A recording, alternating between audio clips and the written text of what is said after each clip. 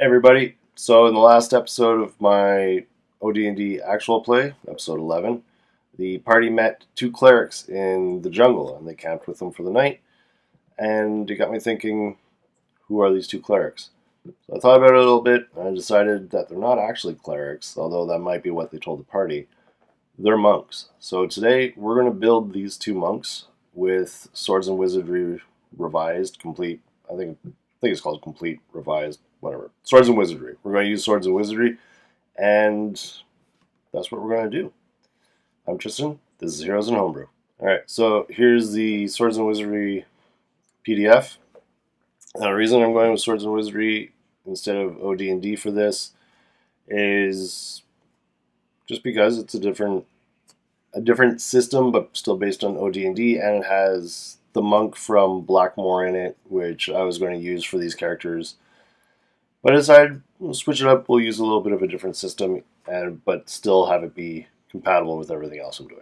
All right, so introduction. This is the character sheet that I'm using. You can see it down here. So we're going to start with our attribute scores. So I have two characters here. Top one up here is Ikel, and the bottom one is Quesh. We're going to roll. Black is going to be Ikel, white is going to be Quesh.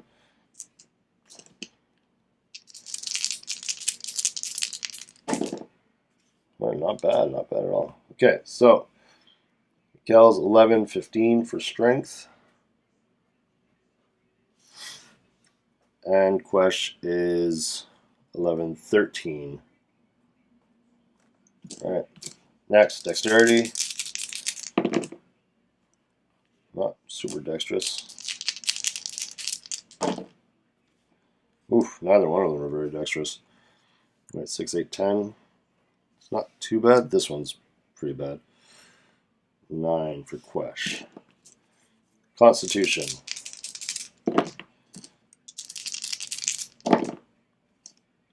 Oh, nice. They got the exact same thing. 15 each. 15. Intelligence. Wisdom is the prime requisite for monks in Swords and Wizardry.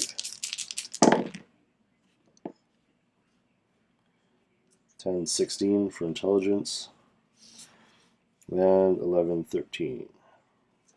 Quesh. Wisdom. Oh my god, I'm on fire today. Oh, except for him.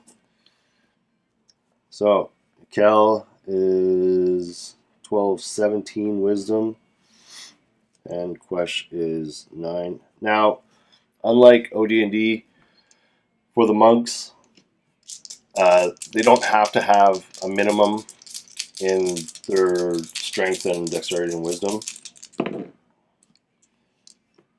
but it helps. It's a little different. So you can be a monk with whatever scores you have. It just changes it up, which is going to be nice because it means that these two guys are going to be slightly different. Kel got an 18. Oh my god. Kel is amazing. And 9, 11. Alright, so strength modifiers. The to hit modifier is usually only for fighters. But you can see down here, high strength, where's it? Right here.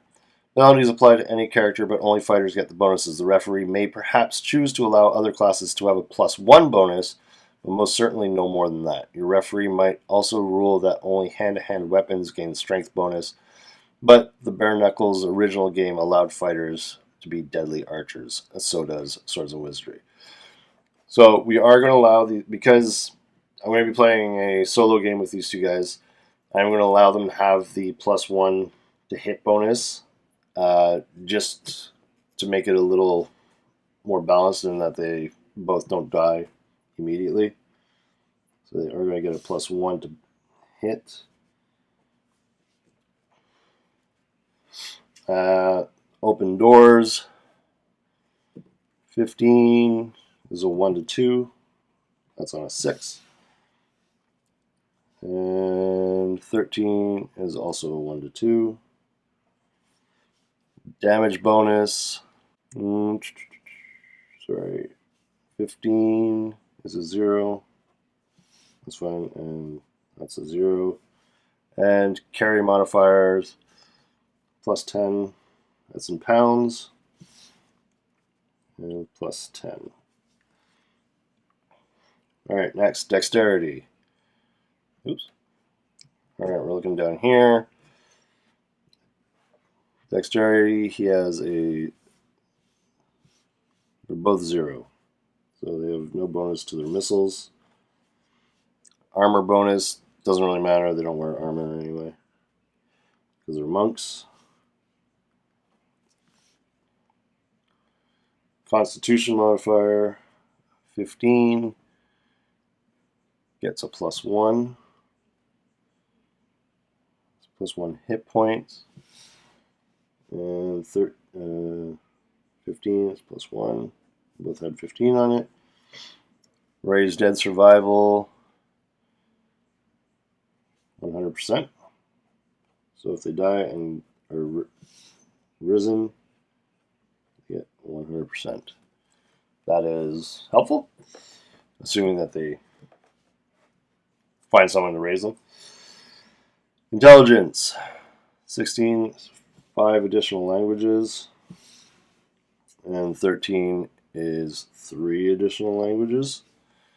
I don't worry too much about that. They don't have spellcasting, so that's fine. And charisma, max number of hirelings, 7. And 11 is 4. Now the adjustment to retainer, I'm just going to write this next to it unless I find a morale adjustment. There isn't. Okay, so I'm just going to write the adjustment to retainer here. Plus 4. And his adjustment is 11. 0 to it. Alright, next we know we're doing monk, so we'll just flip to monk right away. Monk. Thieving skills. A monk with a dexterity of 15 plus gains thief skills as shown in the table. So neither one of them is getting thief skills. Monks are lawful, so we'll just put... I mean, they can be other things, but these guys are lawful. Prime attribute. Wisdom. Actually, let's go see what their XP bonus is. 13 or higher gains plus 5%. So wisdom, he gets plus 5. And he does not. Alright, so Gel is a pretty sturdy fighter, and Quesh is a little less so. Alright, let's go back to the monks.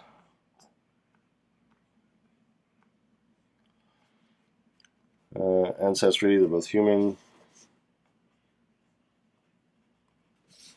The new Swords and Wizardry uses ancestry instead of race, which that's fine. Charity, all treasure other than bare minimum of what is needed to maintain the monk and any followers must be donated to charities. So that means you have to give it away, but you still get the XP from it. Monks can only use magic weapons and magic rings. Can't use potions or other magic items. Hit dice 1d4 time per level, gains 1 HP per level after 16. So hit dice, we need d4. Alright, so for Ikel, hit points is 1 plus 1 equals 2. And for Quesh, his hit points are 3 plus 1. 4. Alright, not too bad. Not too bad. Armor, shield, any. If the monk's wisdom is 15 plus, they inflict an additional point of damage at second level. Okay, well, they're not second level yet. Deadly strike. When the monk's unarmed attack roll is 5 higher than the required to hit number, the target has a 75% chance of being stunned by the blow for 2d6 rounds. So that means if they're doing like hand-to-hand. Moreover, if the monk's strength is 12 plus, okay. I don't need to write that down so much. Because the nice thing about Swords and Wizardry is that it has these handy like printouts of the characters that you can get. I think they have them for all the characters. I think they're $2 or something on DriveThru. Multiple attacks. Provided the monk has a dexterity of 15 plus when fighting without weapons, they gain additional attacks. Well, neither of them have 15 plus on dexterity. It's fine. Wisdom. Provided that a monk has a wisdom of 15 plus, they are not easily attacked by surprise. There's only a 1 in 6 chance of the monk's party to be surprised in combat. Okay, cool. So they only get surprised on a 1. If monk's dexterity is 15 plus, doesn't apply. Slow falling. Monk's wisdom is 15 plus at 5th level. Okay, it doesn't apply. If the monk's wisdom is 12 or higher, they gain a +2 bonus against paralysis and poisons.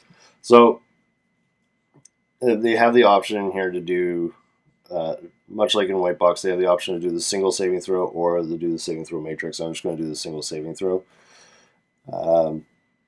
So the +2 bonus is just something I'm going to have to keep in mind if they get poisoned or possibly paralyzed. Alright, these are all higher level things.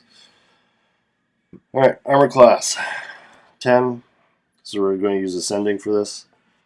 I'm not going to use the chainmail combat rules, at least not for now, but I might implement them later. But because all the weapons do different damage, they don't just do d6, it makes it a bit different. But for large scale, if they're fighting multiple enemies, I might implement the troop combat rules. Saving throws, 15. Abilities, thief type skills. Neither one of them thief type skills because they don't have the dexterity for it.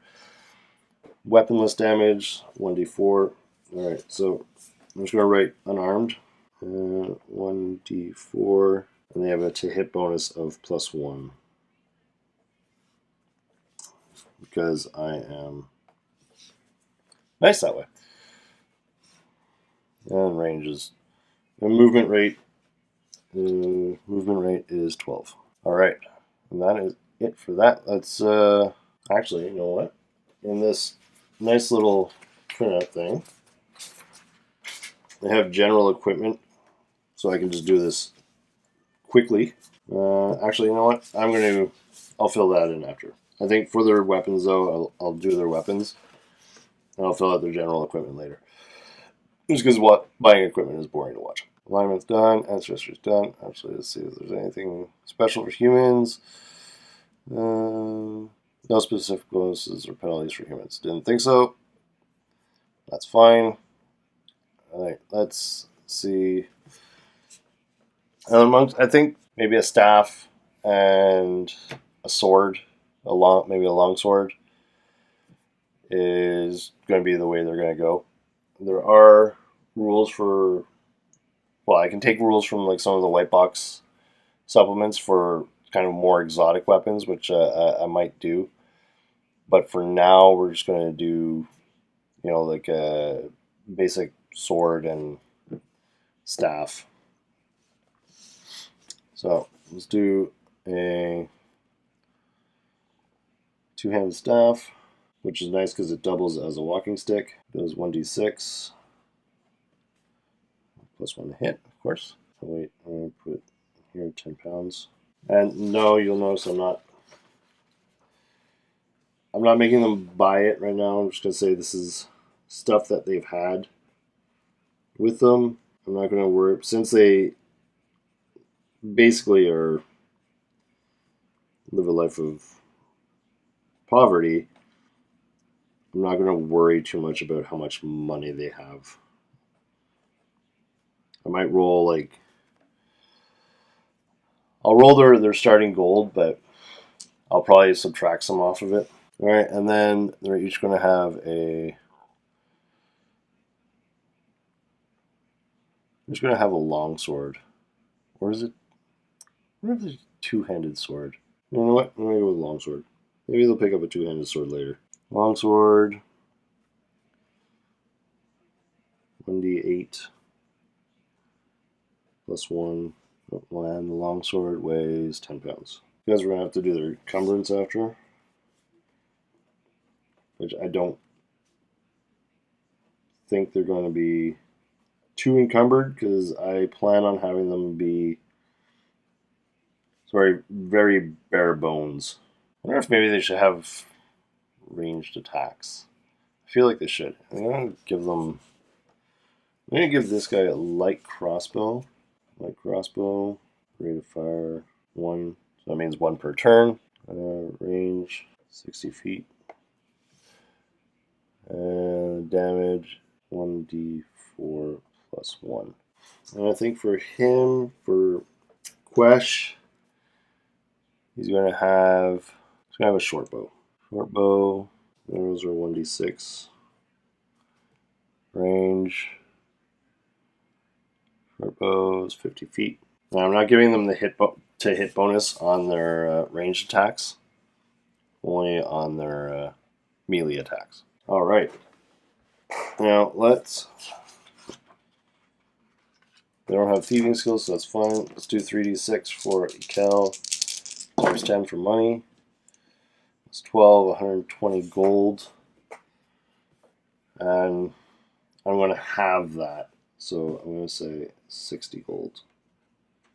He needs to have a little bit of money so that when he goes into town, he can either like hire retainers, get a place to get some food, buy rations if he needs.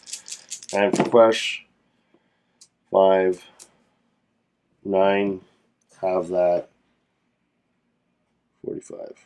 They don't have any armor, so their armor class is 10, because they're not allowed to carry armor, or wear armor, I should say. Alright, weight and movement. Okay, so right now they have 26 each, plus, we'll say miscellaneous 10 pounds of stuff, so they have their full movement. Don't need to worry about that. And that's it. The character's ready. I'll put in the, they're just going to have like a bedroll and a backpack and some rations with them. That's pretty much all they're going to be going with. Oh yeah, saving throws.